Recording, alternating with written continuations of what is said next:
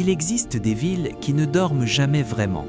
Des villes qui somnolent à peine, juste assez pour reprendre leur souffle avant de repartir de plus belle au premier rayon du soleil. Makele était une de ces villes.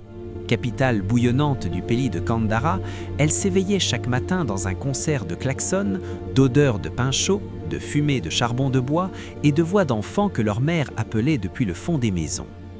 Et dans le quartier de Tankoro, l'un des quartiers les plus vivants de Makele, il y avait une concession que tout le monde connaissait. La concession Banda. 3 petites maisons disposées en fer à cheval autour d'une grande cour en terre rouge. Un vieux manguier au centre, si vieux que personne ne se souvenait de qui l'avait planté. Et sous ce manguier, presque toute l'histoire des Bandas s'était jouée, se jouait encore, et allait continuer de se jouer. Ce matin-là, un matin de septembre, au début d'une nouvelle année scolaire, quelque chose de différent flottait dans l'air de la concession Banda. Quelque chose d'important. La cour était encore dans la demi-obscurité quand la porte de la première maison s'ouvrit brusquement. Un petit garçon de 5 ans en sortit en courant, pieds nus sur la terre fraîche du matin, pyjama trop grand flottant autour de lui, et s'arrêta net sous le manguier. Il s'appelait Kofi. Kofi Banda, et il leva la tête vers le ciel encore violet avec des yeux si grands, si ouverts qu'on aurait dit qu'il voulait avaler tout le ciel d'un seul regard. Il murmura pour lui-même, pour personne, juste pour confirmer quelque chose qu'il savait déjà depuis la veille. Il dit que c'était aujourd'hui. Puis il regarda ses mains, les retourna lentement, comme si elles allaient lui confirmer ce que le ciel venait de lui dire. Et il déclara, cette fois plus fort, que ce matin, il allait à l'école. La voix de sa mère lui parvint depuis l'intérieur de la maison, ferme, sans appel. Adja Banda lui dit de rentrer immédiatement et de s'habiller. Elle lui dit qu'il allait attraper le froid les pieds nus sur cette terre froide. Mais Kofi ne bougea pas. Sans se retourner, les yeux toujours sur le ciel, il lui répondit que le froid ne pouvait pas l'attraper, parce qu'il courait plus vite que lui. Adja apparut sur le pas de la porte, wrapper coloré autour de la taille, expression mi-sévère, mi-amusée de la mère qui ne sait pas si elle doit gronder ou sourire. Elle lui demanda si c'était bien et si l'école allait l'attendre pendant qu'il courait contre le froid. Kofi rentra en trottinant, le sourire aux lèvres. À l'intérieur de la maison d'Adja, la journée était déjà en marche. C'était une petite maison, simple mais propre, des tissus colorés accrochés au mur à la place des tableaux, 3 matelas disposés avec soin sur le sol, une table basse en bois au centre, et sur cette table, Mariama Banda, 12 ans, sœur aînée de Kofi, déjà habillée en uniforme scolaire, déjà assise, déjà en train de lire, comme si la journée n'avait pas le droit de commencer sans elle. Dans un coin, le bébé Sita, 18 mois, dormait encore, indifférente à tout. Adja s'agenouilla devant Kofi et commença à l'habiller avec une lenteur qui n'avait rien à voir avec la lenteur. C'était de l'attention. C'était de l'amour qu'on prend le temps de donner. L'uniforme scolaire était bleu et blanc, repassé la veille avec un soin particulier. Adja ajusta le col, le réajusta, recula un pas pour regarder son fils. Et elle dit, à voix basse comme pour elle-même, que voilà, son fils, premier jour d'école. Kofi, impatient, lui dit que c'était bon, que le col n'allait pas partir tout seul. C'est alors que Mariama intervint, toujours sans lever les yeux de son livre. Elle dit à son petit frère de laisser sa mère le regarder comme ça. Elle lui dit que dans 5 ans, il allait le supplier de le regarder comme ça. Kofi réfléchit une demi-seconde, puis annonça avec un sérieux absolu que dans 5 ans, il aurait 10 ans, et qu'à 10 ans, il aurait sa propre maison, donc il n'aurait pas besoin que maman le regarde. Le silence dura 2 secondes, puis Adja et Mariama éclatèrent de rire en même temps, un rire franc, chaud, qui remplit toute la petite maison. Adja lui demanda avec quelle maison il allait payer le loyer à 10 ans, avec ses billes peut-être, et Kofi sans sourciller répondit, avec son travail. Le rire d'Adja s'arrêta. Elle le regarda autrement, posa la main sur sa joue et murmura que oui, avec son travail. La course était animée. Devant la 2e maison de la concession, Ramata Banda, 2e femme de Moussa, 31 ans, coiffeuse de son état, était installée sur un petit tabouret, les mains occupées à natter les cheveux de Fatou, 4 ans. Ses mains travaillaient, Mais ses yeux regardaient autre chose. Il regardait Kofi traverser la cour dans son uniforme neuf. Et elle dit, à voix haute, à personne en particulier, comme ça dans l'air du matin, que l'uniforme de Kofi était vraiment beau, que Hadja avait dû économiser longtemps pour ça. Hadja, qui sortait derrière son fils, entendit et choisit de ne pas répondre. Mais Kofi, lui, s'arrêta devant Ramata et lui dit bonjour, simplement, sincèrement, à elle et à la petite Fatou. Fatou bondit de son tabouret comme un ressort, en criant qu'elle voulait aller à l'école aussi. Ramata l'attrapa et la rassit, sans douceur excessive, et lui dit que ce serait l'année prochaine. C'est à ce moment qu'Ibrahim surgit.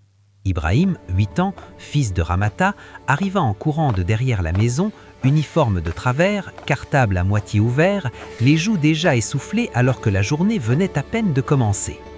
Il fonça vers Kofi et lui proposa de faire la course jusqu'au portail. Kofi le regarda, avec ce regard qu'il avait, déjà à 5 ans, ce regard qui pesait les choses avant de répondre. Et il dit qu'aujourd'hui, il allait à l'école, qu'il ne courait pas, qu'il marchait sérieusement. Ibrahim le regarda comme si Kofi venait de dire quelque chose d'extraordinairement drôle.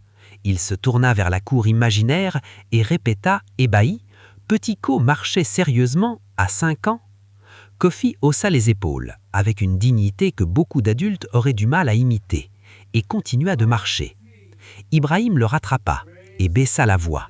Il lui dit que l'école, franchement, c'était bien, les premiers jours surtout, mais après, il fit une grimace qui disait tout. Nadia Banda était assise sur le pas de sa porte. 26 ans, la plus jeune femme des 3 de Moussa Banda, encore sans enfant, ce qui, dans la concession, était une douleur que tout le monde connaissait et que personne ne nommait jamais directement. Elle regardait le défilé du matin avec des yeux qui aimaient sans posséder. Quand Kofi passa devant elle, elle l'appela doucement. Il s'arrêta, s'approcha. Elle tendit la main vers lui. Dans sa paume, un petit crayon rouge. Kofi ouvrit des yeux immenses. Elle lui expliqua que le rouge était la couleur des gens courageux, et elle lui demanda s'il était courageux. Il répondit oui, sans hésiter, sans chercher la réponse, comme si la question était trop évidente pour nécessiter une réflexion. Alors elle lui dit que ce crayon était pour lui. Kofi le serra dans sa main, le regarda comme c'était un trésor, puis leva les yeux vers elle. Et il lui dit, avec tout le sérieux du monde dans sa petite voix, que quand elle aurait un bébé, il lui donnerait son premier crayon. C'était promis. Le visage de Nadia se figea une seconde. Puis elle sourit, un sourire qui tremblait un peu au coin des lèvres. Elle lui dit d'aller à l'école. Les rues de Tankoro à 7 heures du matin étaient quelque chose à voir. Une femme faisait frire des beignets sur un réchaud à charbon en chantant. Un homme chargeait sa mototaxi en klaxonnant pour rien. Des dizaines d'enfants en uniforme se croisaient, se bousculaient, riaient. L'odeur de café se mêlait à celle de pain chaud, et la poussière rouge du quartier se levait doucement dans la lumière oblique du matin. Hadja et Kofi marchaient au milieu de tout ça, main dans la main. Kofi regardait partout, ses yeux ne tenaient pas en place. Il demanda à sa mère pourquoi tout le monde allait à l'école en même temps. Hadja lui expliqua que l'école n'attendait personne, qu'elle commençait à l'heure pour tout le monde. Il demanda si même les grands devaient obéir à ça. Elle dit que oui, même les grands. Il réfléchit une seconde et accéléra le pas. Hadja sourit et accéléra avec lui. C'est alors qu'ils passèrent devant la boutique de Maman Bintou. Maman Bintou, 65 ans, grande-mère du quartier Tankoro. Pas de lien de sang avec les Banda, ni avec personne d'autre en particulier. Mais tout le monde l'appelait Maman Bintou parce que c'était exactement ce qu'elle était, la mère de tout le quartier. Elle était assise sur son tabouret habituel, éventail à la main, ou rappeur imprimé, regard qui ne manquait rien du tout. Elle vit passer Hadja et Kofi, se leva avec une énergie qui défiait ses 65 ans, et appela Hadja depuis le trottoir. Elle voulut savoir si c'était le petit qui allait à l'école ce matin. Hadja confirma, premier jour. Maman Bintou prit le visage de Kofi entre ses 2 paumes, le regarda droit dans les yeux. Et elle dit qu'elle voyait quelque chose dans ce visage, que ce visage-là allait aller loin. Puis elle lui posa une question. Elle lui demanda ce que font les lions avant d'attaquer. Kofi, légèrement intimidé, mais totalement fasciné, dit qu'il ne savait pas. Maman Bintou lui dit qu'ils observent, longtemps, et que donc, à l'école ce matin, ils devaient observer d'abord et parler après. Kofi dit qu'il avait compris. Maman Bintou le lâcha, se rassit, reprit son éventail et leur dit d'aller, qu'ils allaient être en retard. L'école primaire publique de Makele était une grande bâtisse bleue et blanche, avec une grille d'entrée que Kofi voyait pour la première fois de sa vie. Il s'arrêta devant, complètement. Les enfants passaient de tous les côtés, les parents disaient au revoir, le bruit était immense, et Kofi ne bougeait pas. Adja s'arrêta avec lui et lui demanda doucement si ça allait. Il ne répondit pas tout de suite. Il regarda la cour, les enfants, les salles de classe, le grand tableau noir visible par une fenêtre ouverte. Et il dit tout doucement que c'était grand. Adja dit que oui, c'était grand. Il se retourna vers elle et lui demanda si elle restait. Adja s'agenouilla à son niveau, posa les 2 mains sur ses épaules, le regarda dans les yeux. Elle lui expliqua qu'elle ne pouvait pas rentrer avec lui, mais elle lui demanda de savoir quelque chose. Elle posa sa main à plat sur sa poitrine, sur son cœur, et elle lui dit qu'elle était là, tout le temps, même quand il ne la voyait pas. Kofi baissa les yeux une seconde, puis les releva, serra la mâchoire, hocha la tête. Il dit « D'accord » et fit un pas vers la grille, puis s'arrêta, se retourna. Il l'appela encore. Elle demanda quoi, et il lui dit que ce soir, il lui racontait tout. Adja sourit, le plus beau sourire qu'elle avait, celui qu'elle gardait pour lui. Elle lui dit qu'elle l'attendrait. La cour de l'école était un monde en miniature. Des dizaines d'enfants couraient, criaient, se cherchaient, se trouvaient. Des maîtresses en tablier blanc circulaient. Un drapeau de Kandahar flottait au centre sur un mât bleu et blanc. Kofi entra et fit exactement ce que maman Bintou lui avait dit. Il observa. Il trouva un banc libre au bord de la cour, s'y assit, posa son cartable sur ses genoux avec les 2 mains et regarda. Tout. C'est là que Yaya arriva. Yaya, 6 ans, avec un uniforme qui avait visiblement eu une vie aventureuse avant ce matin, froissé, légèrement déchiré à l'épaule, cartable tenu par une ficelle nouée en 2 endroits. Il s'assit à côté de Kofi sans demander si la place était libre, comme si elle l'était forcément. Il lui demanda s'il était nouveau. Kofi dit que c'était son premier jour. Yaya dit que c'était son premier jour aussi et qu'il s'appelait Yaya. Kofi dit qu'il s'appelait Kofi. Yaya regarda autour d'eux avec des yeux inquiets et demanda si le maître ici était méchant. Kofi dit qu'il ne savait pas, que c'était son premier jour. Yaya baissa la voix et lui confia que son grand frère lui avait dit que le maître tapait avec une règle en bois. Kofi réfléchit une seconde et dit que dans ce cas, il suffisait de ne pas faire de bêtises. Yaya traita l'information, hésita, réfléchit et finit par admettre que c'était logique. Puis il lui demanda s'il voulait être son ami. Kofi dit oui, sans hésiter. Yaya lui tendit la main, très sérieusement, comme les grands. Kofi la serra, aussi sérieusement, et ils se regardèrent pendant 2 secondes avec la gravité de 2 hommes qui signent un contrat. Puis ils éclatèrent de rire, tous les 2 en même temps, sans même savoir pourquoi. La cloche sonne, les enfants sortent en masse. Adja est là, elle a attendu toute la journée. Kofi la voit de loin et court vers elle. Elle s'accroupit, les bras ouverts. Il se jette contre elle.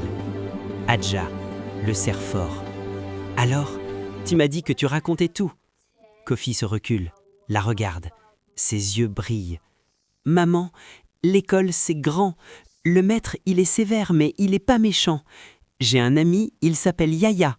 Et maman, sort le crayon rouge de Nadia de sa poche. J'ai pas encore utilisé mon crayon rouge. Je veux le garder pour quelque chose d'important. » Adja regarde le crayon, puis son fils. Elle retient ses larmes, juste à peine. Adja murmure « Tu as bien fait ». Kofi prend sa main, ils commencent à marcher. Kofi, après 2 pas, très sérieux « Maman, demain je veux pas être en retard. » Adja « On se lève plus tôt alors. Beaucoup plus tôt. D'accord ? Promis ? Promis mon fils. » Ils disparaissent dans les rues animées de Tangkoro sous le soleil de fin d'après-midi. Kofi Banda, 5 ans, premier jour d'école. Un crayon rouge dans la poche, un ami dans la cour et un maître qui l'a déjà remarqué. La graine vient d'être plantée. La semaine prochaine, Ramata apprend que le père Moussa a promis quelque chose à Hadja sans lui en parler. La cour va trembler. Et Kofi, lui, va faire sa première grande erreur à l'école. À la semaine prochaine, sur Le Fils du Destin.